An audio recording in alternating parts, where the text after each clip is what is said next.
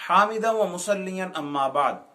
پاکستان کے معروف اینکر آفتاب اقبال صاحب نے اپنے پروگرام کے اندر ایک خاکہ کیا اور اس خاکے کے اندر چند نابینا افراد بنائے، جن میں سے ایک کا موبائل گرتا ہے تو دوسرے اس موبائل کو جلدی سے جھپٹتے ہیں، جس پر انہوں نے یہ جملہ کہا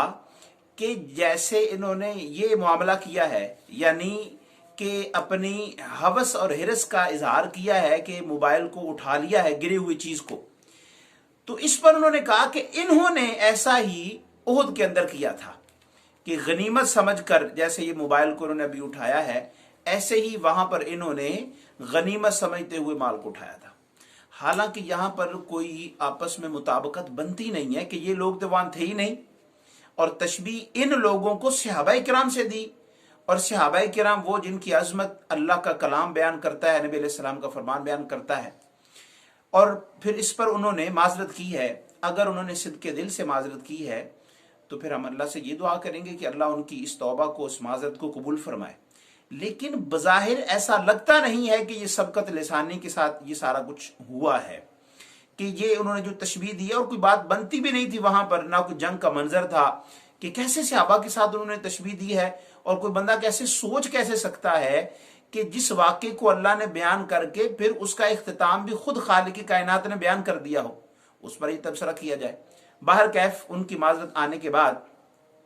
تو پھر ان کی معذرت کو قبول کرنا چاہیے۔ اب دوسری بات یہ کہ اس پر انجینئر مرزا صاحب نے اپنے چینل کے اوپر ایک پوسٹ لگائی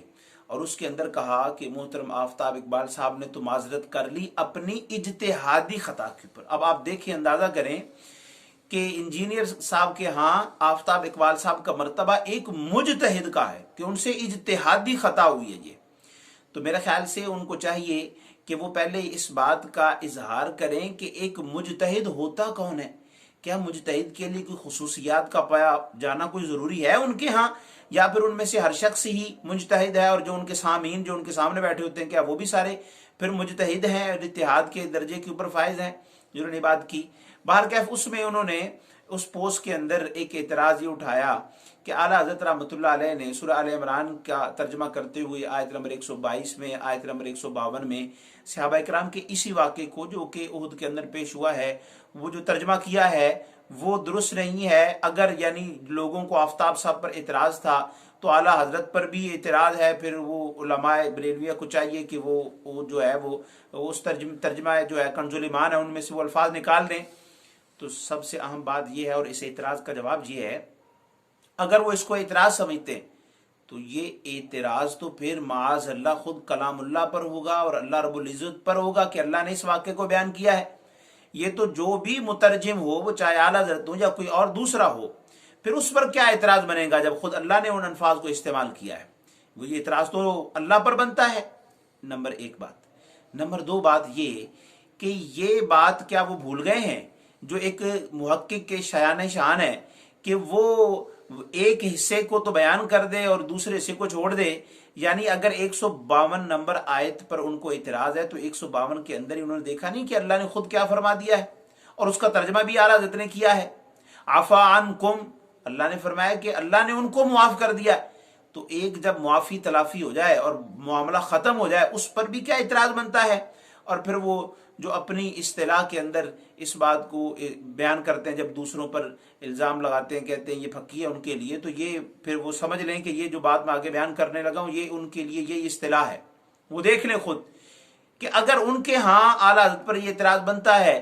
تو پھر کیا قرآن پاک کی دیگر آیات جو ہیں جو کہ صحابہ کرام کے ماضی کے واقعات کو انہوں نے بیان کیا ہے اللہ کے کلام نے، کیا اس پر بھی اعتراض ہوگا پھر؟ جیسا کہ سورہ یونس کے اندر ہی آتا ہے، جو تبوک کے اندر نہیں گئے ہیں تو اللہ کے کلام نے بیان کیا نا، حتی اذا ضاقت علیہم الارض، اللہ کی زمین ان پر تنگ ہو گئی۔ تو کیا اب بھی کوئی کہے گا صحابہ کے بارے کے اندر ایسی بات کہ جب وہ معاملہ ہو گیا اور اللہ نے ان کو معاف کر دیا، اس کے بعد پھر وہ اللہ نے تو نفس مسئلہ کو بیان کیا ہے۔ نفس مسئلہ کو بیان کرنا مقصد نہیں ہے۔ آج جس طرح کے آفتاب صاحب نے اعتراض کیا تھا وہ اعتراض کرنا ہرگز نہیں بنتا، اور یہ پیمرا جو ہے حکومت کے خلاف بات ہوتی ہے، یہ جرمانہ کر دیتا ہے، اور یہ بات ہوتی ہے ہماری اسٹیبلشمنٹ کے خلاف تو وہ جو ہے اس پر جرمانہ ہو جاتا ہے۔ ایسی باتوں پر کیوں جرمانے نہیں ہوتے، یہ ان کو دیکھنا چاہیے۔ اور یہ جو باتیں ساری میں نے کہی ہیں، اب بحیثیت جو ہے وہ ایک محقق کے جو اپنے آپ کو انجینئر صاحب سمجھتے ہیں، ان کو چاہیے کہ وہ ان ساری باتوں کی تفصیل بیان کریں۔ ویسے تو ان کا ایک معیار ہے، وہ کہتے ہیں ہم جواب نہیں دیتے کسی کو، جیسا کہ وہ بارہا اپنے ویڈیوز میں یہ کہتے رہتے ہیں کہ کم از کم وہ جو 1 ملین تک وہ ویڈیو پہنچی ہو، یہ ان کا اپنا معیار ہے۔ حالانکہ ایک بات جو کہ وضاحت طلب ہو، اس کا کوئی یہ معیار نہیں ہوتا کہ وہ 10 لاکھ لوگوں نے اس کو سنا ہو تو پھر ہی آپ اس کا جواب دیں۔ بارکہ ہم آپ سے جواب نہیں مانگتے، لیکن آپ کے جو فالوورز ہے ان کی تشفی کے لیے اور ان کے اطمینان قلب کے لیے تو آپ پر لازم ہے کہ آپ ان ساری باتوں کا جو میں نے کہی ہے ان کا جواب دیں۔ وآخر دعوانا الحمدللہ رب العالمین۔